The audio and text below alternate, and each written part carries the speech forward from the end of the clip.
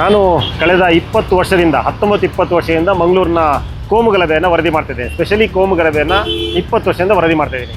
ನನಗೆ ಕಂಡ ಪ್ರಕಾರ ಈ ಯಾರೆಲ್ಲ ಕೊಲೆ ಮಾಡಿದ್ದಾರೆ, ಹಿಂದುತ್ವವಾದಿಗಳು ಯಾರೆಲ್ಲ ಕೊಲೆ ಮಾಡಿದ್ದಾರೆ, ಜೊತೆಗೆ ಯಾರೆಲ್ಲ ಕೊಲೆಯಾಗಲ್ಪಟ್ಟಿದ್ದಾರೆ, ಇವರು ಯಾರೂ ಕೂಡ ಹಿಂದುತ್ವವಾದಿಗಳಲ್ಲ ಅಥವಾ ಹಿಂದುತ್ವವಾದಿ ಸಂಘಟನೆಯವರಲ್ಲ. ಇವರೆಲ್ಲರೂ ಕೂಡ ಕ್ರಿಮಿನಲ್ ಬ್ಯಾಕ್ಗ್ರೌಂಡ್ ಇರುವಂತಹ ರೌಡಿ ಶೀಟರ್ಗಳು ಅಥವಾ ಪಕ್ಕ ಭೂಗತ ಜಗತ್ತಿಗೆ ಸಂಬಂಧಪಟ್ಟವರು. ಅದು ಕ್ಯಾಂಡ್ಲ್ ಸಂತ ಆಗಿರ್ಬೋದು ಅಥವಾ ಬೇರೆ ಬೇರೆ ಎಲ್ಲರೂ ಕೂಡ, ಅದು ಎಕ್ಕೂರು ಬಾಬಾ ಆಗಿರ್ಬೋದು, ಎಲ್ಲರೂ ಕೂಡ ಅಂಡರ್ ವರ್ಲ್ಡ್ಗೆ ಸಂಬಂಧಪಟ್ಟವರೇ.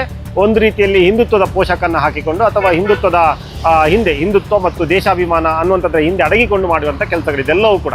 ಈ ಹಿಂದೆ ಎಲ್ಲವೂ ಕೂಡ ಅವರ ಟ್ರ್ಯಾಕ್ ರೆಕಾರ್ಡನ್ನು ತೆಗೆದು ನೋಡಿದರೆ ಅವರೆಲ್ಲರೂ ಕೂಡ ಹಿಂದೂಗಳನ್ನೇ ಶೋಷಣೆ ಮಾಡಿದವರು. ಹಿಂದೂಗಳಲ್ಲೂ ಕೂಡ ಉದ್ಯಮಿಗಳು, ಹಿಂದುಳಿದ ವರ್ಗದವರು, ದಲಿತರು ಇವರನ್ನೇ ಶೋಷಣೆ ಮಾಡಿದಂತಹ ಒಂದು ಭೂಗತ ಜಗತ್ತೇನಿದೆ ಅಥವಾ ದಂಧೆಕೋರು ಯಾರಿದ್ದಾರೆ ಇವರೇ ಕೊನೆಯ ಹಂತದಲ್ಲಿ ಹಿಂದುತ್ವವಾದಿಗಳಾಗಿ ಕನ್ವರ್ಟ್ ಆಗ್ತಾರೆ ಅಥವಾ ಹಿಂದೂ ಸಂಘಟನೆಗಳು ಅವರನ್ನು ಕೊಲೆಗಳಿಗೆ ಬಳಸ್ಕೊಳ್ತದೆ ಅನ್ನುವಂಥದ್ದು ಸ್ಪಷ್ಟ. ಅದರಲ್ಲಿ ನಿನ್ನೆ ಕೊಲೆ ಆದಂತಹ ಸುಹಾಸ್ ಶೆಟ್ಟಿ ಕೂಡ ಇಂಥದ್ದೇ ಹಿನ್ನೆಲೆ ಇಲ್ಲ. ಅವರು ಫಾಜಿಲನ್ನು ಕೊಲೆ ಮಾಡೋದಕ್ಕಿಂತ ಮೊದಲು ಅವ್ರ ಮೇಲೆ ದಾಖಲಾದಂಥ ಎಲ್ಲ FIRಗಳು ಕೂಡ ಯಾವುದು ಕೂಡ ಹಿಂದುತ್ವಕ್ಕೆ ಸಂಬಂಧಪಟ್ಟಿದ್ದಾಗಲಿ, ಗೋರಕ್ಷಣೆಗೆ ಸಂಬಂಧಪಟ್ಟಿದ್ದಾಗಲಿ, ಧರ್ಮ ರಕ್ಷಣೆಗೆ ಸಂಬಂಧಪಟ್ಟಿದ್ದಾಗಲಿ ಅಲ್ಲ ಅನ್ನುವಂಥದ್ದು ಬಹಳ ಮುಖ್ಯ ಆಗುತ್ತೆ. ಸುಹಾಸ್ ಶೆಟ್ಟಿ ಅವರ ಮೇಲೆ ಈ ಹಿಂದೆ ಆಗಿದ್ದಂಥ FIRಗಳೆಲ್ಲವೂ ಕೂಡ ಅದರಲ್ಲಿ ಒಂದು SC/ST ದೌರ್ಜನ್ಯಕ್ಕೆ ಸಂಬಂಧಪಟ್ಟಂಥ ಪ್ರಕರಣ ಇದೆ.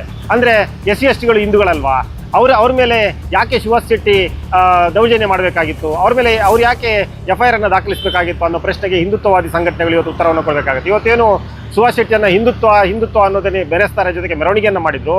ಅದೇ ಕೀರ್ತಿ ಅನ್ನುವಂಥ 20 ವರ್ಷದ ಹುಡುಗನನ್ನು ಇದೇ ಸುಹಾಸ್ ಶೆಟ್ಟಿ ಮತ್ತು ಗ್ಯಾಂಗ್ ಅಲ್ಲ ಕೊಲೆಯನ್ನು ಮಾಡುತ್ತೆ. ಕೀರ್ತಿ ಅವರ ಮನೆಗೆ ಯಾವ ಉತ್ತರವನ್ನು ಹಿಂದೂ ಸಂಘಟನೆಗಳು ಕೊಡುತ್ತೆ? ಬಜರಂಗ ದಳ, ವಿಶ್ವ ಹಿಂದೂ ಪರಿಷತ್ತು ಇವತ್ತು ಕೀರ್ತಿ ಅವರ ತಂದೆ ತಾಯಿಗೆ ಯಾವ ಉತ್ತರವನ್ನು ಕೊಡುತ್ತೆ ಅನ್ನುವಂಥ ಪ್ರಶ್ನೆಗೆ ಇವತ್ತು ಬಜರಂಗ ದಳ, ವಿಶ್ವ ಹಿಂದೂ ಪರಿಷತ್ ಉತ್ತರವನ್ನು ಕೊಡಬೇಕಾಗುತ್ತೆ. ಅದರ ಜೊತೆಗೇ ಇವತ್ತು ಸುಹಾಸ್ ಶೆಟ್ಟಿ ಅನ್ನುವಂತಹ ಒಂದು ಬಂಟ ಕಮ್ಯುನಿಟಿಗೆ ಸೇರಿದಂಥ ಹುಡುಗ ಹತ್ಯೆ ಆಗಿದ್ದಾರೆ. ಅದಕ್ಕೆ ಎಲ್ಲರ ಕಡೆಯಿಂದಲೂ ಕೂಡ ಖಂಡನೆ ವ್ಯಕ್ತ ಆಗಿದೆ. ಮನುಷ್ಯರಾದವರೆಲ್ಲರೂ ಕೂಡ ಎಲ್ಲ ಕೊಲೆಯನ್ನು ಖಂಡಿಸಬೇಕು. ನಾವು ಕೂಡ ಅದನ್ನು ಖಂಡಿಸ್ತೀವಿ, ಎಲ್ಲರೂ ಕೂಡ ಖಂಡಿಸಲೇಬೇಕು.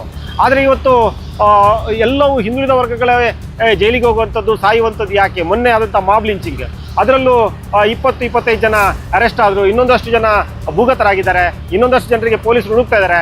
ಆರೋಪಿಗಳ ಪಟ್ಟಿಯಲ್ಲಿರುವಂತಹ ಮಾಬ್ ಲಿಂಚಿಂಗ್ನ ಆರೋಪಿಗಳ ಪಟ್ಟಿಯಲ್ಲಿರುವಂಥ ಎಲ್ಲರೂ ಕೂಡ ಹಿಂದುಳಿದ ವರ್ಗಕ್ಕೆ ಸೇರಿದವರು. ಇವತ್ತು ಜೈಲಿಗೆ ಹೋಗೋರು ಕೂಡ ಹಿಂದುಳಿದ ವರ್ಗದವರು, ಇವತ್ತು ಕೊಲೆ ಆಗಿರೋರು ಕೂಡ ಹಿಂದುಳಿದ ವರ್ಗದವರು. ಈ ರೀತಿ ಸುಭಾಷ್ ಅನ್ನುವಂಥವ್ರು ಒಂದು ದಂಧೆಯ ಭಾಗ ಆಗಿದ್ದವರು ಅಥವಾ ಒಂದು ರೌಡಿ ಶೀಟರ್ನ ಭಾಗ ಆಗಿದ್ದವರನ್ನು ಕೊನೆಯ ಕ್ಷಣದಲ್ಲಿ ಅವರನ್ನು ಫಾಜಿಲ್ನ ಕೊಲೆಗೆ ಬಜರಂಗ ದಳ ಅಥವಾ ವಿಶ್ವ ಹಿಂದೂ ಪರಿಷತ್ ಅವ್ರನ್ನ ಬಳಸಿತ್ತು ಅನ್ನುವಂಥದ್ದು ಬಹಳ ಮುಖ್ಯ ಆಗುತ್ತೆ. ಫಾಜಿಲ್ ಕೊಲೆ ಆದಂಥ ಸಂದರ್ಭದಲ್ಲಿ ಒಂದು ಗಮನಿಸ್ಬೋದು. ಫಾಜಿಲ್ ಕೊಲೆ ಆದಂಥ ಸಂದರ್ಭದಲ್ಲಿ ಅದನ್ನು ಬಜರಂಗ ದಳ ಒಪ್ಕೊಂಡಿತ್ತು. ಹೌದು, ಇದನ್ನು ಬಜರಂಗ ದಳವೇ ಮಾಡಿದ್ದು ಅನ್ನೋಂಥ ಒಪ್ಕೊಂಡಿತ್ತು. ಶರಣ್ ಪಂಪೆಲ್ ಅವರನ್ನು ಒಪ್ಕೊಂಡಿದ್ರು, ಬಹಿರಂಗವಾಗಿ ಭಾಷಣದಲ್ಲಿ ಒಪ್ಕೊಂಡಿದ್ರು. ಅಂದರೆ ಒಬ್ಬ ರೌಡಿ ಶೀಟರನ್ನು ಫಾಜಿಲ್ ಕೊಲೆಗೆ ಬಜರಂಗ ದಳ ಬಳಸಿತ್ತು ಅನ್ನುವಂಥದ್ದು ಬಹಳ ಮುಖ್ಯ ಆಗುತ್ತೆ. ಆದ್ದರಿಂದ ಈ ರೀತಿ ರೌಡಿ ಶೀಟರ್ಗಳನ್ನು ಹಿಂದುತ್ವ ಸಂಘಟನೆಗಳು, ಧಾರ್ಮಿಕ ಸಂಘಟನೆಗಳು ಬಳಸುವಂಥದ್ದೇನಿದೆ ಅದನ್ನು ನಿಲ್ಲಿಸಬೇಕು. ಜೊತೆಗೆ ಇವತ್ತು ಸುಹಾಸ್ ಶೆಟ್ಟಿ ಏನು ತೀರ್ಕೊಂಡಿದ್ದಾರೆ ಅಥವಾ ಕೊಲೆ ಆಗಿದ್ದಾರೆ, ಕೊಲೆಯಾದ ನಂತರ ಅವರ ಕುಟುಂಬಕ್ಕೆ ಏನು ಆಧಾರ ಅನ್ನುವಂಥ ಪ್ರಶ್ನೆಯನ್ನು ಇವತ್ತು ಹಿಂದುತ್ವ ಸಂಘಟನೆಗಳು ಕೇಳ್ತಾ ಇದ್ದಾರೆ. ಅವರ ಅವರ ತಂದೆ ತಾಯಿ ಅನಾರೋಗ್ಯ ಪೀಡಿತರಾಗಿದ್ದಾರೆ, ಅವ್ರಿಗೆ ಇನ್ನೂ ಕೂಡ ತನ್ನ ಮಗ ಸತ್ತಿರೋದನ್ನು ಅರಗಿಸ್ಕೊಳ್ಳಿಕ್ಕೆ ಆಗ್ತಾ ಇಲ್ಲ ಅನ್ನೋಂಥ ಪ್ರಶ್ನೆ ಕೇಳ್ತಿದ್ದಾರೆ.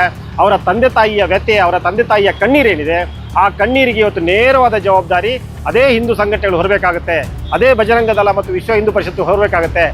ಸುಹಾಸ್ ಶೆಟ್ಟಿ ಮಾತ್ರ ಅಲ್ಲ, ಕರಾವಳಿಯಲ್ಲಿ ಹತರಾದಂತಹ ಎಲ್ಲ ಹಿಂದುಳಿದ ವರ್ಗಗಳ ಕಾರ್ಯಕರ್ತರಿದ್ದಾರೆ, ಹಿಂದುತ್ವ ಕಾರ್ಯಕರ್ತರಿದ್ದಾರೆ.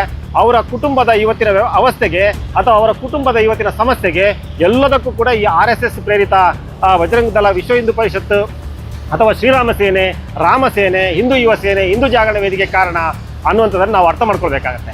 ಪೊಲೀಸ್ ಇಲಾಖೆ ನೋಡಿ, ಈಗ ಮೊನ್ನೆ ಮಾಬ್ ಲಿಂಚಿಂಗ್ ಆದ ನಂತರ ಪೊಲೀಸರು ಒಂದು ರೀತಿಯಲ್ಲಿ ಎಚ್ಚರವನ್ನು ವಹಿಸಬೇಕಾಗಿತ್ತು. ಎಲ್ಲ ಸಂದರ್ಭದಲ್ಲೂ ಕೂಡ ಅಮಾಯಕ ಮುಸ್ಲಿಮರ ಕೊಲೆಯಾದ ನಂತರ ಒಂದು ಕೋಮುಗಲಭೆ ಆಗುತ್ತೆ. ಪ್ರವೀಣ್ ನಟ್ಟಾರ್ ಕೊಲೆಗೂ ಮುಂಚೆ ಒಬ್ಬ ಮುಸ್ತಾಫಾ ಅನ್ನುವಂಥ ಒಬ್ಬ ಹುಡುಗನನ್ನು, ಅಮಾಯಕ ಹುಡುಗರನ್ನ ಕೊಲೆ ಮಾಡಿದ್ರು. ಯಾಕೆ ಮುಸ್ತಾಫನನ್ನು ಕೊಲೆ ಮಾಡಿದ್ರು ಅನ್ನುವಂಥದ್ದನ್ನು ಇಲ್ಲಿವರೆಗೂ ಕೂಡ ಯಾರಿಗೂ ಗೊತ್ತಿಲ್ಲ. ಯಾಕೆ ಮುಸ್ತಾಫನನ್ನು ಕೊಲೆ ಮಾಡಿದ್ರು, ಯಾಕೆ ಕೊಲೆ ಮಾಡಿದ್ರು ಅಂತ ಇಲ್ಲಿವರೆಗೂ ಗೊತ್ತಿಲ್ಲ. ಅಮಾಯಕನನ್ನು ಕೊಲೆ ಮಾಡಿದ ನಂತರ ನೆಟ್ಟಾರ್ ಕೊಲೆ ಆಗುತ್ತೆ, ನೆಟ್ಟಾರ್ ಕೊಲೆ ಆದ ನಂತರ ಮತ್ತೆ 2 ಕೊಲೆ ಆಗುತ್ತೆ, ಅಮಾಯಕರ ಕೊಲೆ ಆಗುತ್ತೆ. ಈ ರೀತಿ ಇವತ್ತು ಒಬ್ಬ ಅಮಾಯಕನ ಕೊಲೆಯಾದ ನಂತರ ಒಂದು ಕೊಲೆ ಆಗಿದೆ, ಸುಹಾಸ್ ಶೆಟ್ಟಿ ಕೊಲೆ ಆಗಿದೆ. ಅದಕ್ಕೂ ಮೊದಲು ಒಂದು ಅಮಾಯಕರ ಕೊಲೆ ಆಗಿತ್ತಲ್ಲ, ಪೊಲೀಸರು ಆಗ ಏನು ಕ್ರಮವನ್ನು ತೆಗೆದುಕೊಂಡ್ರು ಅನ್ನುವಂಥದ್ದನ್ನು ಇವತ್ತು ಪೊಲೀಸರು ಜನತೆಗೆ ಹೇಳಬೇಕಾಗುತ್ತೆ. ಆ ನಂತರ ಇವತ್ತು ಸುಹಾಸ್ ಶೆಟ್ಟಿ ಕೊಲೆ ಆದ ನಂತರ ಮತ್ತಷ್ಟು ಚೂರಿ ರೀತಿಯ ಪ್ರಕರಣಗಳಾಗಿದೆ, ಉಡುಪಿಯಲ್ಲಾಗಿದೆ, ದಕ್ಷಿಣ ಕನ್ನಡ ಜಿಲ್ಲೆಯಲ್ಲಿ ಮಂಗಳೂರಲ್ಲಾಗಿದೆ. ಆದ್ದರಿಂದ ಇದೆಲ್ಲವನ್ನು ಪೊಲೀಸರು ನಿರ್ವಹಿಸುವಲ್ಲಿ ವಿಫಲರಾಗಿದ್ದಾರೆ ಅನ್ನುವಂಥದ್ದು ಸ್ಪಷ್ಟ.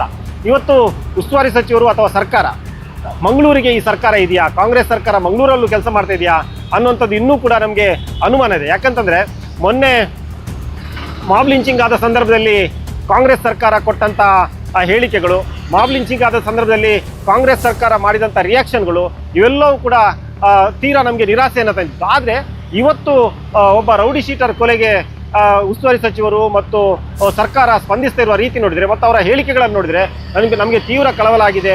ಇದನ್ನು ನಾವು ಬಿಡಬಾರ್ದು, ಈ ಕೊಲೆಗಾರರನ್ನ ಕ್ರಿಮಿಗಳು ಅಂತೆಲ್ಲ ಹೇಳಿದ್ದಾರೆ. ಕೊಲೆಗಾರರು ಕ್ರಿಮಿಗಳು ಅನ್ನುವಂಥದ್ದು 100% ಸತ್ಯ. ಆದರೆ ಆ ಕ್ರಿಮಿಗಳು ಮೊನ್ನೆ ಕೂಡ 30-40 ಜನ ಇದ್ದರು, ಅವರ ಬಗ್ಗೆ ಯಾಕೆ ಈ ಕ್ರಿಮಿಗಳು ಅನ್ನುವಂಥ ವರ್ಡನ್ನು ಇವತ್ತು ಉಸ್ತುವಾರಿ ಸಚಿವರು ಬಳಕೆಯನ್ನು ಮಾಡಲಿಲ್ಲ ಅನ್ನುವಂಥ ಪ್ರಶ್ನೆಯನ್ನು ಜನರು ಉಸ್ತುವಾರಿ ಸಚಿವರಿಗೆ ಕೇಳ್ತಾ ಇದ್ದಾರೆ ಸಾಮಾಜಿಕ ಜಾಲತಾಣದಲ್ಲಿ.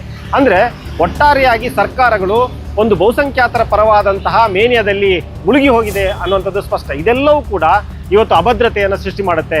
ಆ ಕಾರಣಕ್ಕಾಗಿ ಇಂಥದ್ದೆಲ್ಲವೂ ಕೂಡ ಘಟಿಸ್ತಲೇ ಇರ್ತದೆ. ಇವತ್ತು ಸರ್ಕಾರ ಕಾನೂನು ಸುವ್ಯವಸ್ಥೆಯನ್ನು ಸರಿಯಾದ ರೀತಿಯಲ್ಲಿ ಹ್ಯಾಂಡಲ್ ಮಾಡಬೇಕು, ಅದನ್ನು ಮಾಡ್ತಾ ಇಲ್ಲ ಅನ್ನುವಂಥದ್ದು ಸ್ಪಷ್ಟವಾಗಿ ಕರಾವಳಿಯಲ್ಲಿ ಕಾಣ್ತಾ ಇದೆ.